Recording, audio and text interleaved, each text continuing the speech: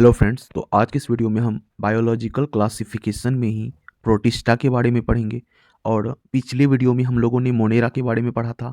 जिन्होंने भी वो वीडियो नहीं देखा है वो इस वीडियो के डिस्क्रिप्शन में लिंक क्लिक करके देख सकते हैं वो। और जो भी फर्स्ट टाइम चैनल पे विजिट की हो, चैनल को सब्सक्राइब कर लेना। ये वीडियो जो बोर्ड एग्ज़ाम के स्टूडेंट हैं उनके लिए, और जो बीपीएससी टीआरई का प्रिपरेशन कर रहे हैं उनके लिए, इन दोनों स्टूडेंट के लिए काफ़ी यूज़फुल होगा। तो चलिए वीडियो को स्टार्ट करते हैं। प्रोटिस्टा के जनरल कैरेक्टरिस्टिक्स जानेंगे हम। जो प्रोटिस्टा होते हैं वो सिंगल सेल्ड यूकैरियोटिक होते हैं। यूकैरियोटिक सेल के टाइप हैं, जैसा कि हमने पिछले वीडियो में बताया था कि दो टाइप के सेल होते हैं, eukaryotic cell and prokaryotic cell. Eukaryotic cell जो हैं डेवलप्ड होते हैं, इसमें न्यूक्लियस जो होते हैं वो न्यूक्लियस मेम्ब्रेन इसमें देखने को मिलते हैं, जबकि प्रोकैरियोटिक में देखने को नहीं मिलते हैं। और यूकैरियोटिक में डेवलप्ड सेल ऑर्गेनेल्स भी होते हैं जो कि प्रोकैरियोटिक में नहीं होते हैं। तो और ये प्रोटिस्टा प्रिमरली एक्वेटिक होते हैं, यानी जलीय होते हैं। एक्वेटिक का मतलब जलीय होता है। ये जो होते हैं किंगडम, ये लिंक्ड बनाते हैं प्लांट, एनिमल एंड फंगी के साथ। और ये फ्लाजिला होते हैं इनके साथ, यानी ये जो प्रोटिस्टा होते हैं इनमें से कुछ ऑर्गेनिज्म के पास फ्लाजिला होंगे, कुछ के पास सीलिया होते हैं। और ये दो तरह से रिप्रोड्यूस करते हैं, यानी ये सेक्सुअली सेल फ्यूजन के थ्रू और सेक्सुअली जाइगोट फॉर्मेशन के थ्रू। और ये कुछ ग्रुप्स हैं: chrysophytes, dinoflagellates, euglenoids, slime moulds and protozoan, जो कि प्रोटिस्टा में आते हैं। इन्हीं ग्रुप्स के बारे में हमारे एनसीईआरटी में दे रखा है और इन्हीं से क्वेश्चंस बनते हैं। तो फर्स्ट हम लोग क्राइसोफाइट्स के बारे में जानेंगे। क्राइसोफाइट्स जो हैं फ्रेश वाटर में पाए जाते हैं and as well as marine environment में भी ये मिलते हैं।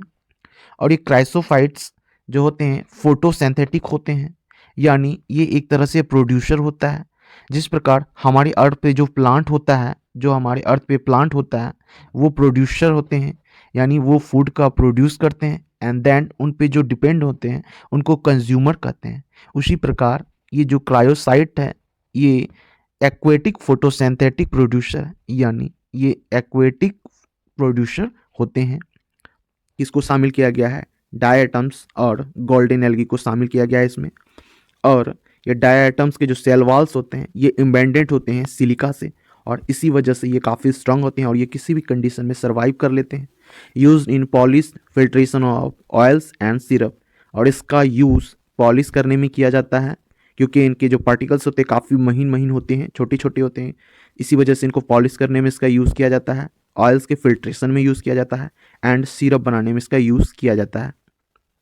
नेक्स्ट ये है आपका डायग्राम जो कि है क्राइसोफाइट्स से। हम अब डायनोफ्लैजिलेट के बारे में पढ़ेंगे। डायनोफ्लैजिलेट मोस्टली मैराइन होते हैं और ये भी फोटोसिंथेटिक होते हैं, और इसमें ये विभिन्न कलर के होते हैं। डिपेंड करता है कि उसमें कौन सा पिगमेंट है। तो इसमें पिगमेंट प्रेजेंट होता है yellow, green, brown, blue and red. Dinoflagellates के जो सेल वॉल होते हैं वो सेलुलोज के बने होते हैं, और इनके पास दो फ्लाजिला भी होते हैं। और जो रेड डायनोफ्लैजिलेट्स होते हैं वो क्या होते हैं? वाटर में इस प्रकार फैले होते हैं कि वाटर रेड दिखाई देता है।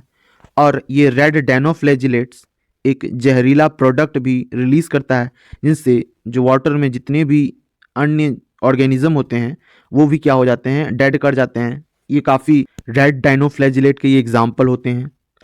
ये है आपका डायनोफ्लैजिलेट्स, इसमें दो फ्लाजिला होते हैं। यूग्लिनॉइड्स फ्रेश वाटर में होते हैं, ये फ्रेश वाटर में रहती हैं एंड इनके सेल वॉल वो प्रोटीन युक्त होते हैं, यानी वो प्रोटीन युक्त लेयर जो बनाते हैं उनको पेलिक्यूल कहते हैं।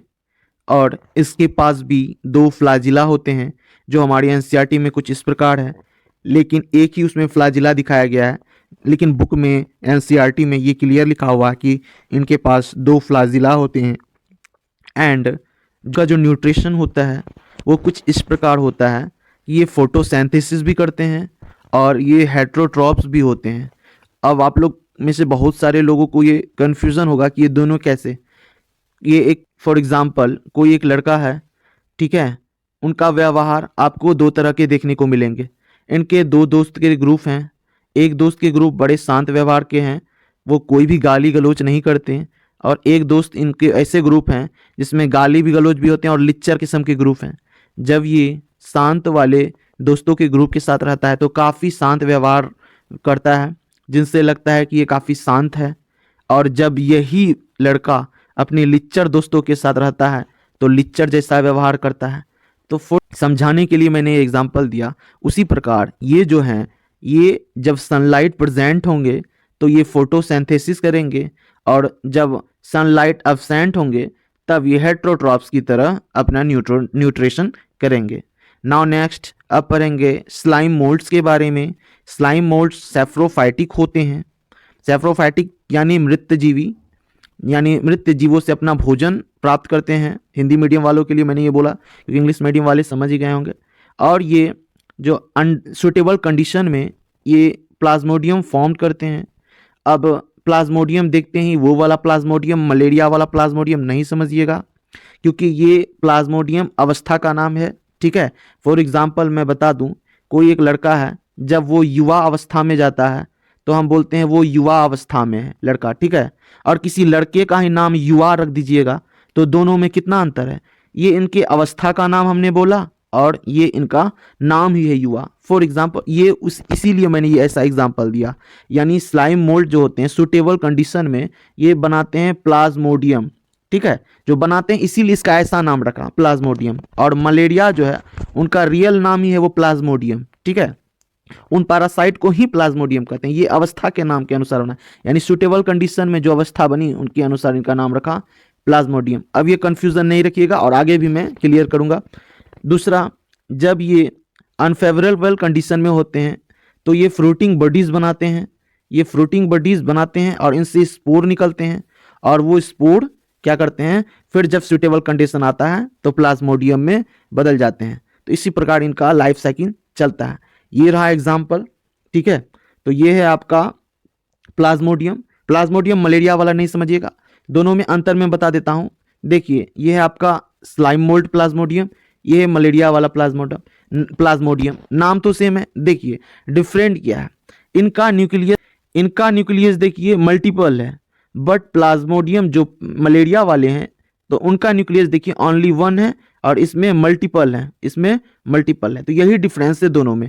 ठीक है, इसीलिए वो प्लाज्मोडियम और ये प्लाज्मोडियम में डिफरेंस है, तो दोनों सेम नहीं होते हैं। ठीक है, अब देखिए मोडियम फ्रूटिंग बॉडीज बनाते हैं।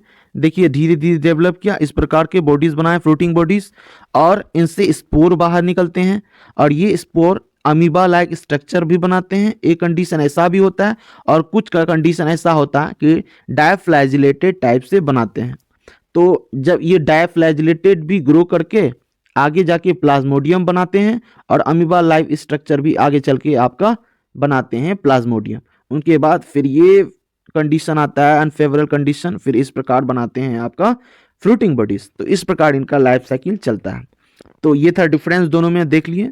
अब नेक्स्ट प्रोटोजोअन पढ़ेंगे हम। प्रोटोजोअन हेट्रोट्रॉपिक होते हैं, यानी हेट्रोट्रॉप्स होते हैं ये। They are 4 major groups of protozoa. इनके 4 मेजर ग्रुप्स हैं प्रोटोजोआ के। कौन कौन से? अमीबॉइड प्रोटोजोन्स, ये जो होते हैं फ्रेश वाटर में रहते हैं और सी वाटर या मॉइस्ट सॉइल में भी रहते हैं। मॉइस्ट का मतलब होता है नमी युक्त मिट्टी। और ये मूव करते हैं सूडोपोडिया के थ्रू और भोजन को भी कैप्चर करते हैं सूडोपोडिया के थ्रू। ये हैं अमीबॉइड प्रोटोजोआ और ये हैं इनका सूडोपोडिया, और इसी सूडोपोडिया के थ्रू देखिए ये फूड जो है कि अंदर जाता है, फिर अंदर इनका डाइजेस्ट होता है। इसी प्रकार इनका ये लाइफ साइकिल चलते रहता है। नेक्स्ट है अब फ्लैजिलेटेड प्रोटोजोन। सारे प्रोटोजोन के ही टाइप देख रहे हैं। फ्लैजिलेटेड प्रोटोजोन्स जो हैं ये फ्री लिविंग होते हैं, ये किसी पे डिपेंड नहीं होते हैं। ठीक है, ये पैरासाइटिक भी होते हैं, फ्री लिविंग बोल सकते हैं और पैरासाइटिक भी होते हैं। दे हैव फ्लाजिला, इनके पास फ्लाजिला होते हैं। जिस प्रकार अमीबा के पास सूडोपोडिया था, इनके थ्रू इनका लोकोमोशन होता था, न्यूट्रिशन होता था, उन्हीं प्रकार इनका लोकोमोशन किसके थ्रू होता है? फ्लैजिला के थ्रू होता है। एग्जाम्पल है ट्रिप्नोसोमा, और जो स्लीपिंग सिकनेस डिजीज होता है वो ट्रिप्नोसोमा के कारण ही होता है। तो ट्रिप्नोसोमा गैम्बियंस जो हैं एक प्रोटोजोन एनिमल्स हैं। ये कौन से काउजेज होते हैं? स्लीपिंग सिकनेस के काउजेज होते हैं। ठीक है, नेक्स्ट ये है इनका डायग्राम और इनमें है ये फ्लाजिला जिनके थ्रू इनका लोकोमोशन होता है। नेक्स्ट आपका ciliated protozoan. Ciliated protozoan aquatic होते हैं और इनके पास सीलिया होता है। ये ऑब्वियसली जो एक्वेटिक होंगे उनके पास तो कुछ ऐसा स्ट्रक्चर होगा जिनके थ्रू वो स्विम कर सकेंगे, तो इनके पास सीलिया होता है जिनके थ्रू ये स्विम कर सकते हैं, तैर सकते हैं या फिर लोकोमोशन बेसिकली कर सकते हैं इनको। दे हैव कैविटी जिनको गलेट कहते हैं। अभी मैं दिखाऊंगा डायग्राम में क्या है गलेट, और इन्हीं के थ्रू ये क्या करते हैं अपना भोजन रिसीव करते हैं। ये इनके सरफेस पे होते हैं और इनका एग्जाम्पल है पारामीशियम। तो ये है पारामीशियम। इनकी बॉडी में देखिए बहुत सारे सीलिया लगे हुए हैं और ये सीलिया कुछ इस प्रकार मूव करते हैं कि अगर फूड कहीं भी हो ये सीलिया उनको क्या करते हैं इसको धकेलते हुए यहाँ कुछ ऐसे मूव कराते हैं कि ये यहाँ पहुँचते हैं, और यही वाला जो आपको दिख रहा है यही है इनका गलेट। इसी के थ्रू भोजन जाता है। देखिए यहाँ पे फूड जा रहा है अंदर, यहाँ फूड गया अंदर और इसके बाद इनका डाइजेस्ट होता है। नेक्स्ट है आपका स्पोरोजोन्स। ठीक है, अब जो मलेरिया के बारे में मैंने बताया था कि प्लाज्मोडियम उसको भी कहते हैं, इनकी लाइफ में ऐसा स्टेज आता है जिनसे ये दूसरे को संक्रमित करते हैं यानी संक्रमण उत्पन्न करते हैं। और the most notorious is a Plasmodium. इनका मतलब होता है इनमें प्लाज्मोडियम कुख्यात है, कुख्यात यानी फेमस। ये प्लाज्मोडियम ऐसे, ये जो स्पोरोजोन है इसमें सबसे फेमस है प्लाज्मोडियम।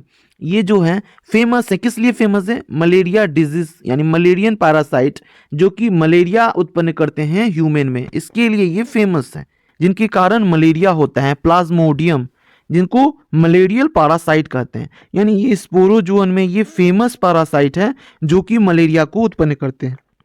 ये है आपका मलेरियन पैरासाइट स्पोर यानी प्लाज्मोडियम। ये है आपका प्लाज्मोडियम, ये है आपका मलेरिया उत्पन्न करने वाले प्लाज्मोडियम। और वो जो था आपका वो अवस्था यानी अवस्था का नाम रख दिया था वैज्ञानिकों ने, जैसे किसी का नाम ही युवा रख दे, ठीक है, जबकि वो अवस्था किसी का नाम ही युवा रख दे। ठीक है, तो ये था, ये है चारों का डायग्राम एक साथ। अब सबसे इंपॉर्टेंट बात जो आती है, ये वीडियो अच्छा लगा हो तो वीडियो को लाइक कर देना, चैनल पर नए हो तो सब्सक्राइब कर देना और अपने दोस्तों से शेयर कर लेना। मिलते हैं नेक्स्ट वीडियो में।